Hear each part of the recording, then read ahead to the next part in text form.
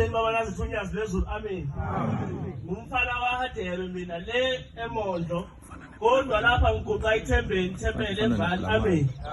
Ngelinye ilanga abantwana basekuphakameni engifisa ukusho ukuthi njengoba siguqe lapha sonke uShembe yasazi. Futhi uyasazi nokuthi sazaleka kanjani. Ngelinye ilanga abantwana benkosi sila ekuthuthukeni angifuni ukuxoxa indaba zakude. Sila ekuthuthukeni ngelinye ilanga kuyagidwa makucela ukugidwa ntambama umshumayeli unkomo siyayishiya kuyithuluzi ukuthi sesizogida ngeviki elilandelayo silithole khona eduze ithuluzi.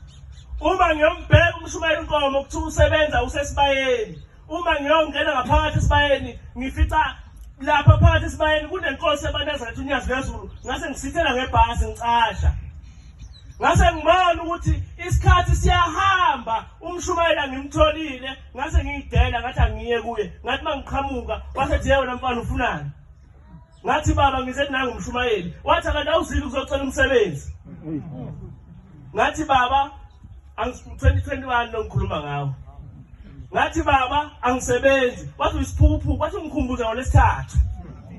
Ngathi baba ngafe emqondweni ngadideka ngangazi ngizothini weza kimi umshumayeli wathi buza ukuthi baba ngikukhumbuze kanjani. Ngabuza ngathi baba ngicela ukubuza Nkosi yamakhosi ukuthi ngikukhumbuza kanjani. Wathi uyiziphukuphuku angithi uyathandaza ngo9. Wathi mawuthandaza ngo9 usho ukuthi Shembe ngiyazilezulu ngicela ukuthola umsebenzi. Khuluma ngoShembe mina. Ngathi uma ngolesithathu angithandazi ngivuma isono.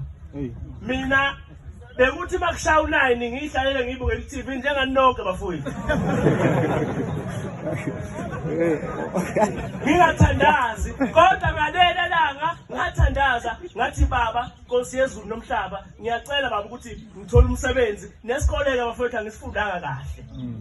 Isikole ngifuna nje ukukhuluma iqiniso isikole ngagcina lapha grade 10.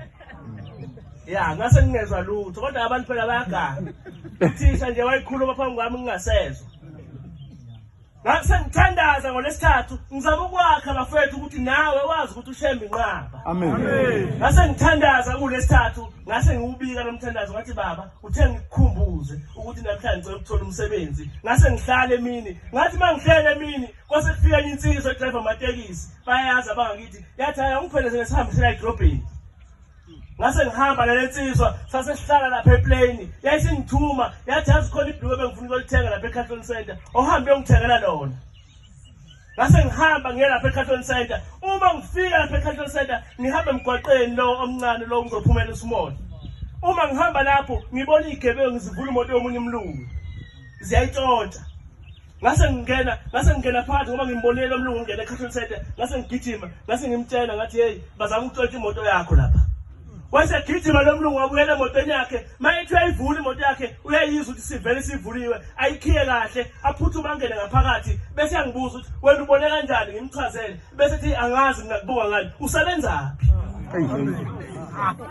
Ngithi mina hayi angisebenzi athi hayi yazi ekhampanini yami kukhona ispace somuntu engimdingayo yena unawo matric ngithi anginawo matric athi it's fine it's okay you can come Wednesday.